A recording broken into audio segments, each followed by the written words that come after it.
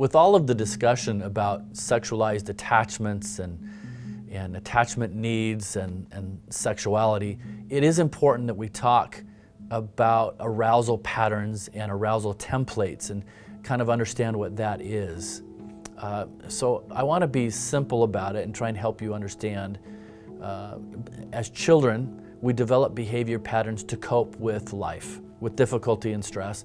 We respond to our circumstances without much control over what's going on around us, and we do the best we can to manage all of that. So just as an illustration, if you imagine a young boy, maybe he's growing up, he lacks attention at home from his family, and so at school he becomes the class clown. And he learns to gain attention by joking and making his classmates laugh. Even when he gets into trouble, the class clown role helps him to cope with the lack of attention at home. And so he might not realize why he takes on the role, but it's very simply an attempt to satisfy his hunger for attention. And that becomes a pattern for him. It's an emotional pattern he puts into place. Some patterns grow strong due to various factors. So suppose the boy who lacks attention at home is also physically uncoordinated. During recess, he's the last one picked for active games. He lacks in athleticism. It doesn't cause him to become the class clown, but it increases his drive for some form of attention. So now he lacks attention at home and on the playground, and the class clown pattern, it gets stronger. He's starved for legitimate attention, and his response helps him to satisfy, in some regard, that need for attention, legitimate attachment need to fit in, to belong. Other factors reinforce the cycle. Perhaps he's bullied by older boys, and he's left out of the group. He's overlooked at church, maybe some other situation that fuels his hunger for attention. And so the coping pattern grows stronger when those kind of factors move into the equation, sort of reinforces his need to be a class clown. Over time, that cycle becomes automatic, sort of like a habit. So in other words, whenever he's hungry for attention, the brain moves into the pattern of class clown without any effort. He just automatically starts to go there. So the boy is spinning in a whirlwind of various thoughts, emotions, and behaviors. And it's the energy of that emotional whirlwind that's spinning that has the tendency to bring sexual impulse into it, kind of like a magnetism. The sexual energy is drawn into the emotional preoccupation that's going on. So when emotional and sexual energy come together, we would call it an arousal pattern. Everything moves beyond a simple need for attention, and what was simply emotional can become sexual. So if we return to the illustration, when the boy's hungry for attention at home, on the playground, develops this clown response as a way of satisfying that need, his increasing starved need for attention, and then you bring in maybe an older boy, maybe a teen boy, who invites him to hang out. The boy admires this older teen from a distance. He's hungry for connection, drives for acceptance. He very eagerly accepts the invitation and finds himself feasting on the attention of this older teen. The teen wants to spend time with him, help him feel important, helps him feel valuable. He feels new connection in ways he hasn't experienced before. So the teen is meeting his need for friendship, attachment, and connection unrelated to the class clown.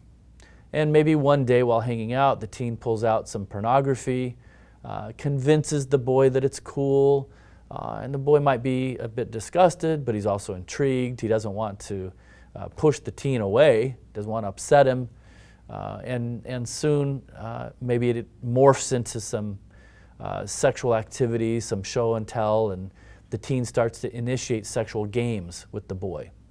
And again, the boy might be hesitant, but doesn't want to lose the relationship because he's getting his needs met. And so he admits some curiosity and agrees to the games.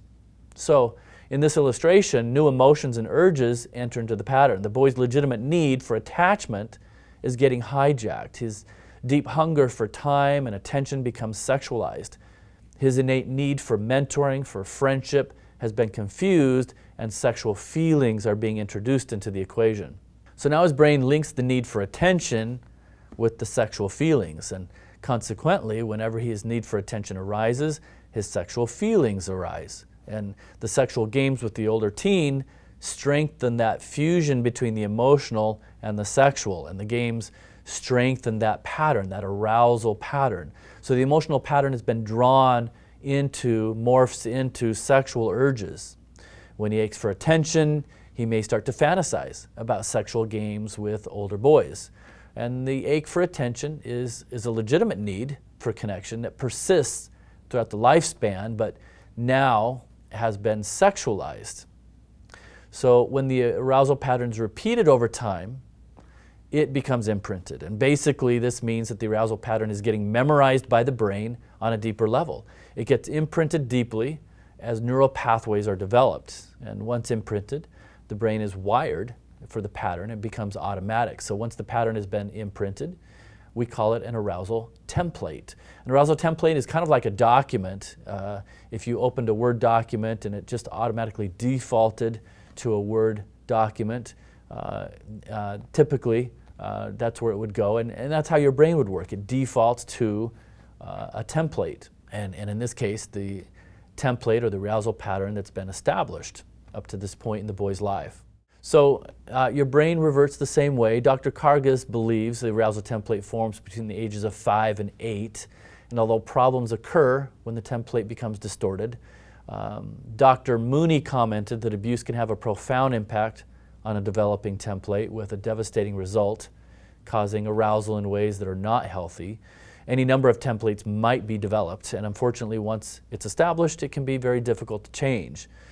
Dr. Flores said that addicts sometimes talk about images that pop into their mind as if the images have been seared into the brain. They're not literally burned in, but they have certainly been deeply memorized.